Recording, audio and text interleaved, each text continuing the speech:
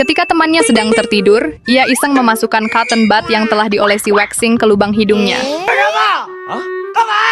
Bukannya mencabut, ia malah menambahkan satu lagi ke lubang hidung satunya. Si gondrong kebingungan dan ketakutan saat ingin dicabut dari lubang hidungnya. Begitu lengah, temannya langsung mencabut paksa. Rasa sakitnya hampir membuatnya pingsan.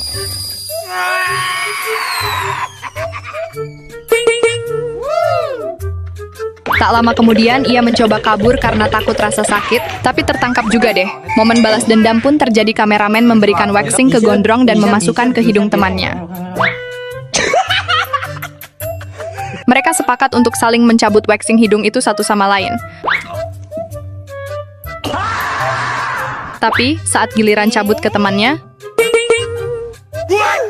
lihat deh, kali ini si gondrong punya rencana untuk ngerjain temannya dengan bersembunyi di dalam kotak. Tapi ternyata dia dikhianati temannya dan memberitahu kalau si gondrong ada di dalam kotak. Karena si gondrong gak bisa keluar, temannya punya ide buat ngerjain balik. Awalnya temannya makan bawang, si gondrong pun mabuk bau jigong. Karena merasa belum puas, temannya malah keluarin ulti ke si gondrong.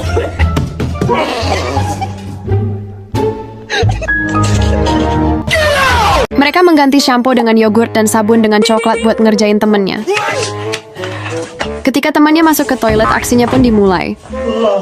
Si gondrong berpura-pura mencuci tangan dan tiba-tiba memakan sabunnya. Dia juga meminum shampoo-nya. Setelah itu dia menggoyang-goyangkan badannya. Dia juga menawari kameramen untuk memakannya. Kemudian mereka pergi meninggalkan temannya yang kebingungan. Dan ketika kembali mengecek temannya, ternyata dia ikut-ikutan makan sabun dan minum shampoo. Tolong aku! si gondrong iseng banget bikin jejak kaki tuyul buat ngeprank si Wahyu. Pas Wahyu keluar, dia sempat percaya juga. Tapi begitu nengok ke belakang, langsung kaget dong. Yang kocak, tuyulnya malah jalan mundur.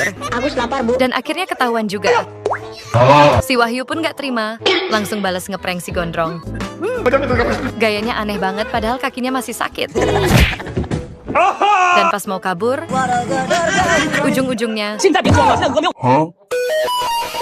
si Wahyu terciduk lagi ngerusakin meja kesayangan emaknya. Panik dong dia.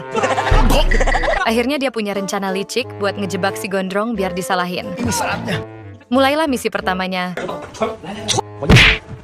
Gagal total. Lanjut ke rencana kedua, tapi si gondrong masih lolos juga. Akhirnya si Wahyu langsung nyuruh si gondrong duduk di meja itu, berharap mejanya ambruk. Tapi nggak terjadi apa-apa. Si Wahyu langsung bengong dan kocaknya.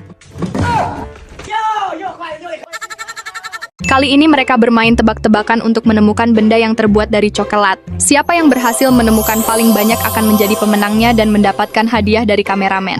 Saat temannya mencoba menggigit benda pertama, ternyata itu hanya busa. Tapi anehnya si gondrong berhasil menemukannya. Di babak berikutnya, temannya terus saja memilih benda yang bukan terbuat dari coklat yang digigit malah sendal asli, sementara si gondrong kembali berhasil menemukan coklat untuk kedua kalinya dengan pedenya.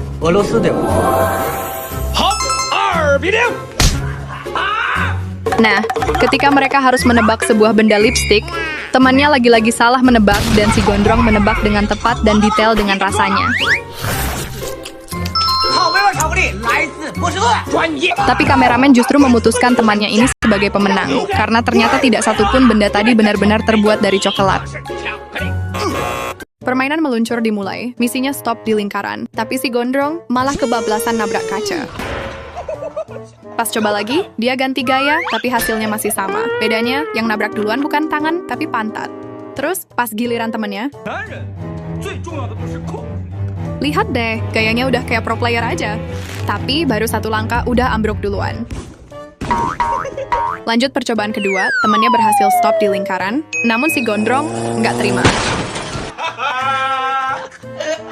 Temen si gondrong ini berani lawan siapa aja, kecuali sama hantu.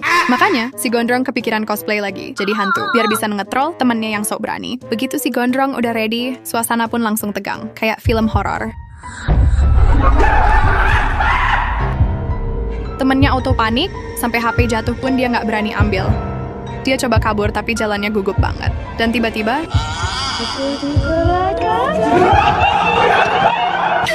saat si Gondrong iseng melempar batu ke danau, temannya langsung ikut-ikutan karena tak mau kalah.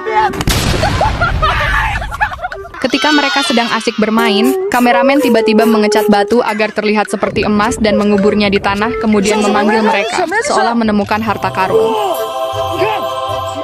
Setelah duduk berunding, mereka pun sepakat membagi rata. Tapi si Gondrong diam-diam mencuri semuanya dan kabur. Temannya yang kesal langsung mengejar dan menangkapnya seperti sedang menangkap maling. Agar tidak terjadi keributan, kameramen membuang emas itu. Tapi anehnya, saat hendak pulang, mereka justru balik lagi untuk mencari emas palsu tersebut. Permainan kocak part 4 dimulai lagi. Si Gondrong dan temennya kudu berkamuflase biar nggak ketembak. Gaya si Gondrong udah kayak pendekar legenda Shaolin. Temen satunya malah cosplay jadi sofa. Dan si Gindrang hampir aja ketahuan dong. Untung dia jago bermain di kolong. Dan karena suasana udah nggak aman, si Wahyu langsung salto perindapan tanpa suara. Kocaknya, si Wahyu malah bikin ulah. Si Gondrong kaget, auto refleks. Gue nyerah sumpah. Dan akhirnya... Lihat deh, ketika si Gondrong dan temannya baru pulang nongkrong, pas mau masuk rumah, malah ada anjing di depan rumahnya. Lalu temannya mengusulkan untuk memberinya sosis. Ketika si Gondrong mencoba memberinya sosis, si Gondrong malah takut duluan dong. Lalu mereka merencanakan rencana kedua. Temannya coba melempar frisbee. Bukannya frisbee yang dikejar. Anjingnya malah ngejar si Gondrong. Kali ini temannya memperbanyak gambar dirinya.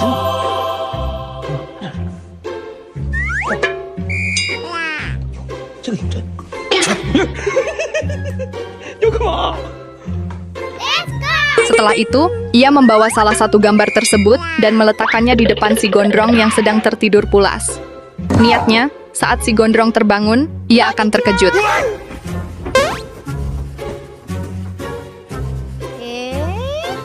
Saat mau keluar kamar,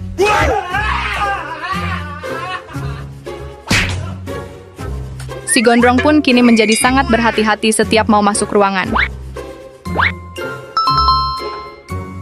Namun, saat hendak buang air kecil, si Gondrong mulai merasa trauma karena temannya menaruh gambar dirinya di mana-mana. Di dalam lemari, di kulkas, di jendela, dan sepertinya yang terakhir asli.